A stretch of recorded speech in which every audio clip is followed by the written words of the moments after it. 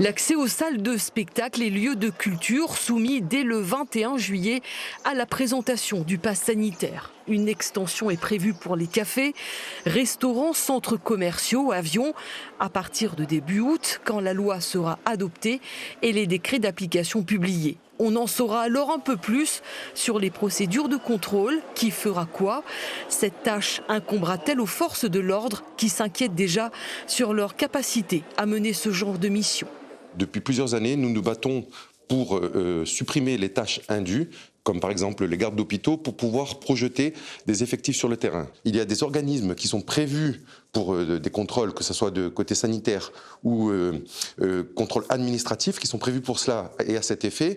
Et là, on vient encore nous demander, nous la police, de venir faire l'arbitre sur une situation qui, nous le voyons tous, fracture la population. On fera ce qu'on nous demande de faire à condition qu'on ait les moyens humains et matériels de le faire. Aujourd'hui, je vous le dis clairement, c'est pas le cas.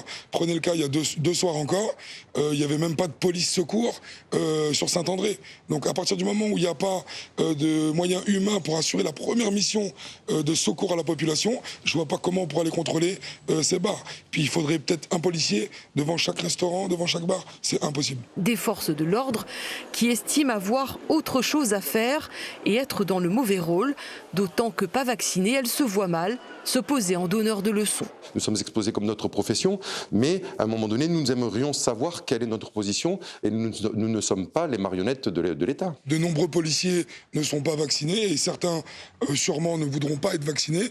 Donc je ne vois pas dans quelle mesure on pourra aller contrôler des gens, aller donner des leçons de morale aux gens alors que nous-mêmes, on n'est pas forcément vaccinés. Ce lundi 19 juillet, le projet de loi sur la gestion de la crise sanitaire sera présenté en Conseil des ministres, puis devant le Parlement 2 jours après.